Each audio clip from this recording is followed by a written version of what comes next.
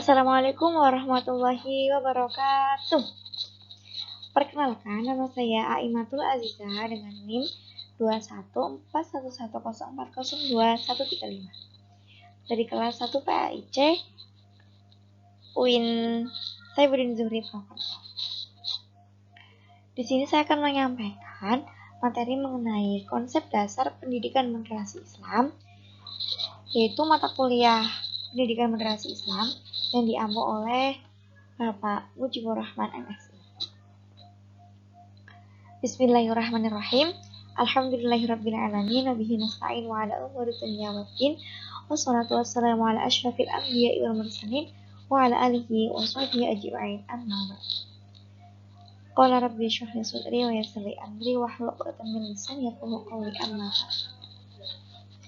Yang pertama, saya ucapkan puja serta puji syukur kehadirat Allah Subhanahu wa taala yang telah menimpahkan nikmat taufik dan hidayahnya sehingga saya dapat menyampaikan materi ini dengan tanpa halangan apapun untuk memenuhi tugas mata kuliah PMI. Kemudian salawat dan salam saya haturkan kepada Nabi Yuna Nabi Muhammad SAW yang telah mengantarkan kita dari zaman jahiliyah hingga zaman yang penuh ilmu serta pengetahuan seperti sekarang ini. Kemudian langsung saja sampai materinya ya kawan-kawan. Yang pertama, pendahuluan. Kekerasan yang bernuansa agama itu seringkali terjadi di Indonesia. Dari fenomena yang ada, kasus pengerusakan rumah ibadah, termasuk yang paling tinggi adanya. Disusul penistaan terhadap simbol-simbol agama, aksi teror terhadap tokoh-tokoh agama, aksi bom atas dasar sentimen agama, unjuk rasa bernuansa agama, hingga konflik antar penganut agama yang bernuansa sara atau suku, agama, ras, dan antar golongan. Kemudian, kekerasan bernuansa agama itu menurut Ummu Sumbilah dapat kita pahami sebagai sejumlah kasus kekerasan baik berupa fisik maupun kultural simbolik yang mengatasnamakan agama. Kekerasan fisik misalnya itu berupa ancaman, perang, serta pengerusakan. Sedangkan kekerasan kultural simbolik itu misalnya bisa karena perang gagasan dan pemikiran yang dianggap mencemari kesakralan agama. Kemudian konflik bernuansa agama seperti ini tuh harus tentu kita akhiri, karena selain akan mewariskan sikap dendam dan bermusuhan, juga akan dipandang menjadi kontraproduktif bagi peradaban dunia yang menghendaki ketertiban dan perdamaian abadi berdasarkan nilai-nilai kemanusiaan universal. Juga kalau dikembalikan kepada esensi ajaran agama, ternyata semua agama itu tidak menghendaki terjadinya kekerasan. Bahkan semua agama itu mengajarkan kasih sayang, cinta kasih, serta perdamaian antar umat sesama manusia, terutama agama Islam. Maka dari itu, moderasi dalam Islam itu sangat penting dalam mengatasi masalah-masalah tersebut, terutama masalah-masalah dalam agama Islam sendiri. Kemudian definisi pendidikan moderasi Islam. Salah satu cara yang dapat kita lakukan untuk mencegah peserta didik terlibat dan mengikuti aliran Islam radikal adalah dengan memberikan pendidikan Islam yang berkualitas bagi peserta didiknya, yaitu pendidikan moderasi Islam. Apa itu? Pendidikan moderasi Islam adalah pendidikan yang mengajarkan prinsip-prinsip moderasi Islam sesuai dengan Ahlus Sunnah wal Jamaah. Kemudian apa arti pendidikan? Pendidikan adalah pengetahuan, pelatihan, serta pembelajaran yang diajarkan dari generasi ke generasi. Dapat disimpulkan, moderasi Islam dalam bahasa Arab itu disebut dengan wasatiyah al-islamiyah. Jadi moderasi Islam adalah sebuah pandangan atau sikap yang berusaha mengambil potensi tengah dari dua sikap yang berseberangan dan berlebihan, sehingga salah satu dari kedua sikap yang dimaksud itu tidak mendominasi dalam pikiran dan sikap seseorang.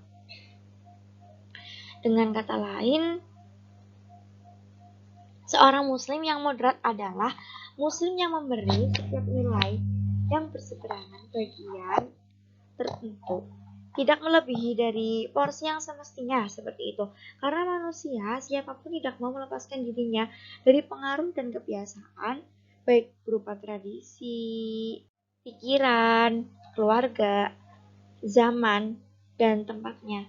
Maka ia tidak akan mungkin mempersembahkan moderasi penuh dalam dunia yang secara nyata. Jadi, pendidikan Islam adalah pendidikan yang memberikan pemahaman serta pengetahuan dalam upaya mengurangi terjadinya kekerasan dalam memoderasikan Islam.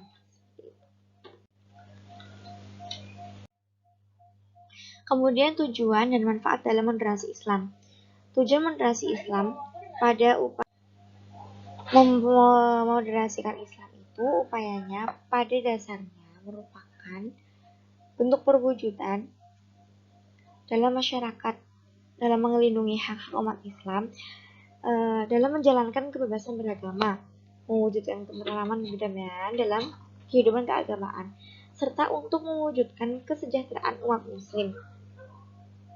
Kemudian dalam tujuan itu, apa manfaatnya dalam moderasi Islam?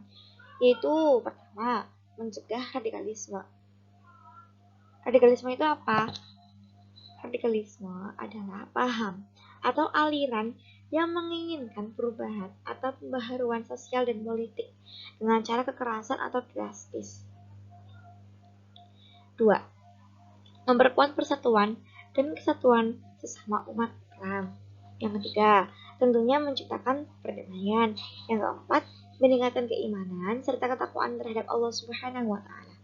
Yang kelima, perwujudan nyata bahwa Islam itu benar-benar agama Allah yang rahmatan lil alamin. Apa itu? Yaitu agama Islam merupakan agama yang membawa rahmat kesejahteraan bagi seluruh semesta, termasuk hewan, tumbuhan, jin, dan semua manusia. Tentunya antar agama seperti itu. Karena agama Islam adalah agama yang penuh cinta kasih. Kemudian landasan normatif moderasi Islam. Yang pertama yaitu Al-Quran, di mana moderasi itu bermakna adil dan merupakan pilihan yang terdapat dalam Quran surah Al-Baqarah ayat 143. Allah berfirman, Bismillahirrahmanirrahim. وَكَذَلِكَ جَعَلْنَاكُمْ أُمَّةً وَسَطًا لِتَكُونُوا شُهَدَاءَ عَلَى النَّاسِ وَيَكُونَ الرَّسُولُ عَلَيْكُمْ شَهِيدًا وَمَا جَعَلْنَا الْقِبْلَةَ الَّتِي كُنتَ عَلَيْهَا إِلَّا لِنَعْلَمَ مَن يَتَّبِعُ الرَّسُولَ مِمَّن يَنقَلِبُ عَلَى عَقِبَيْهِ وَإِن كَانَتْ لَكَبِيرَةً إِلَّا عَلَى الَّذِينَ هَدَى اللَّهُ وَمَا كَانَ اللَّهُ لِيُضِيعَ إِيمَانَكُمْ إِنَّ اللَّهَ بِالنَّاسِ لَرَءُوفٌ رَحِيمٌ. Yang artinya, dan demikian pula kami telah menjadikan kamu umat Islam, yaitu umat pertengahan, agar kamu menjadi saksi atas perbuatan manusia dan agar Rasul Muhammad menjadi saksi atas perbuatan kamu. Kami tidak menjadikan kiblat yang kamu berkiblat dahulu kepadanya, melainkan agar kami mengetahui siapa yang mengikuti Rasul dan siapa yang berbalik ke belakang. Sungguh, pemindahan kiblat yang sangat berat, kecuali bagi orang yang telah diberi petunjuk oleh Allah, dan Allah tidak akan menyia-nyiakanmu. Sungguh, Allah itu Maha Pengasih, Maha Penyayang kepada semua manusia.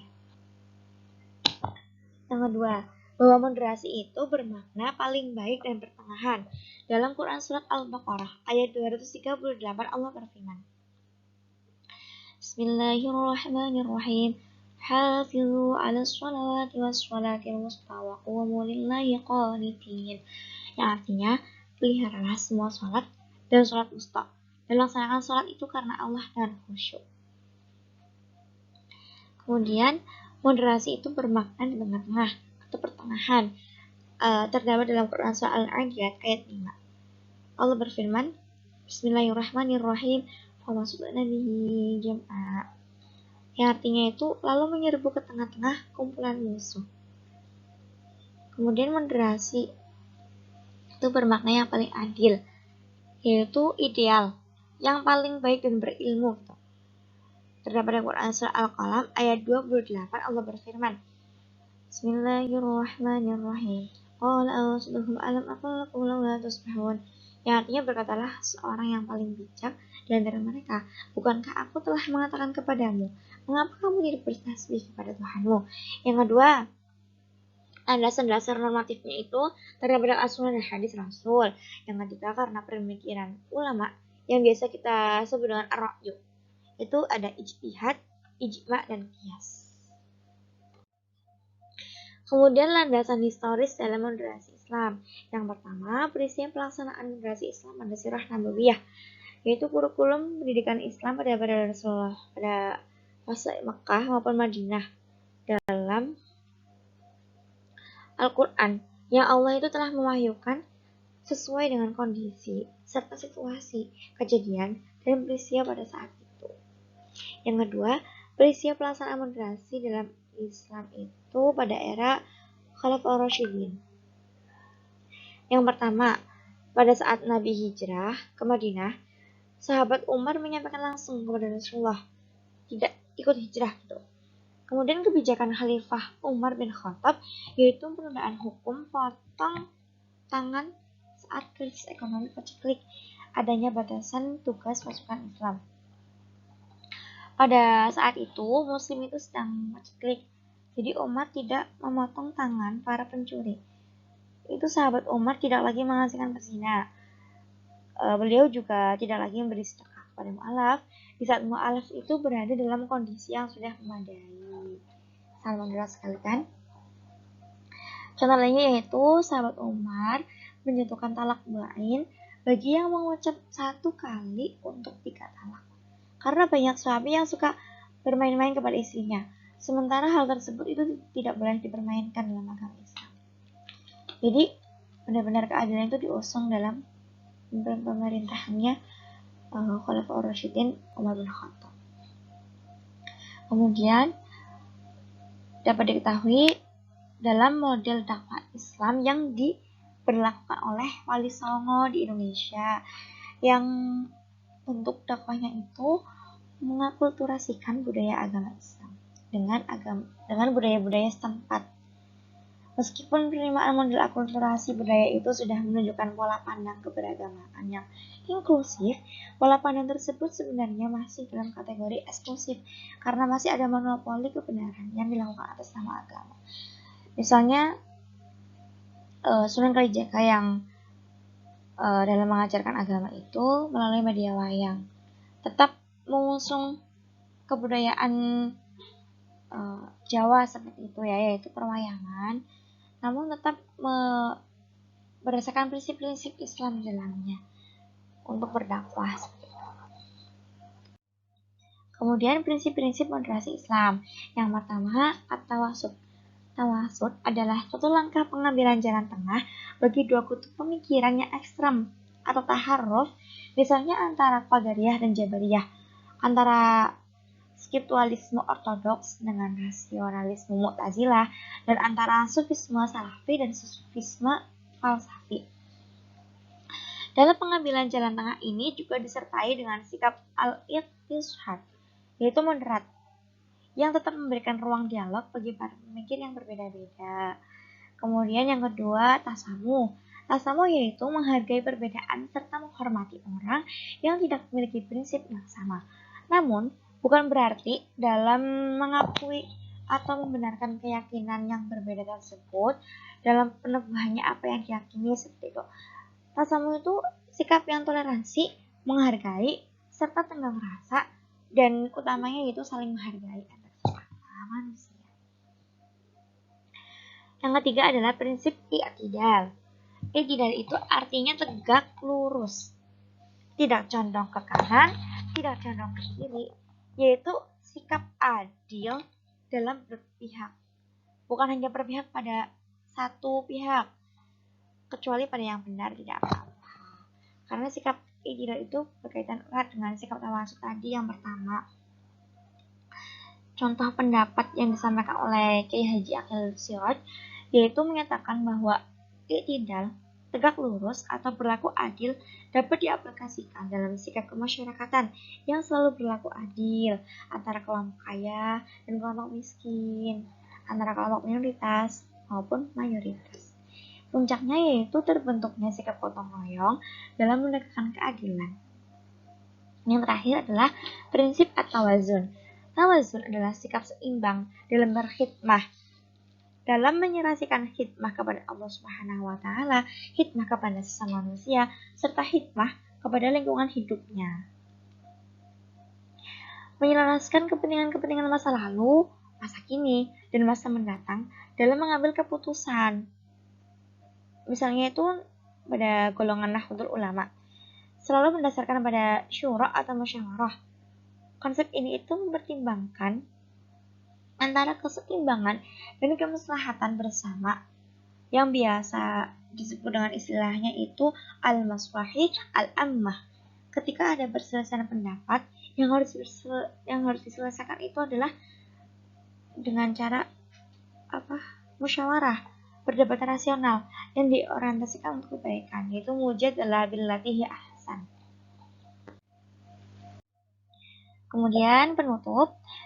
Jadi kesimpulannya adalah moderasi Islam itu sebuah pandangan atau sikap yang berusaha mengambil posisi tengah-tengah dari dua sikap. Jadi tidak ke kiri, tidak ke kanan. Bersikap di tengah-tengah maksudnya adalah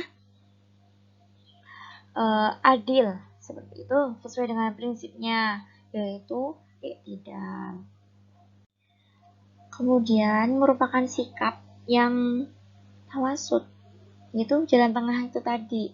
Kemudian tasamu, saling menghargai, dan at-tawazun, yaitu seimbang antara satu dengan yang lainnya. Dengan tujuan itu mengurangi kekerasan dalam Islam sendiri, karena banyaknya keanekaragaman yang ada. Dengan manfaatnya yaitu mencegah radikalisme, memperkuat persatuan, menciptakan perdamaian, yang bukan hanya dapat dirasakan oleh Islam saja. Jika Islam damai, maka seluruh dunia pun ikut damai karena Islam adalah rahmatan lil alamin. Kemudian juga bermanfaat dalam meningkatkan ketakwaan kita terhadap Allah Subhanahu wa taala. Dan benar-benar persatuan dan kesatuan itu terasa sangat nyata apabila moderasi dalam Islam itu benar-benar terwujud dengan baik.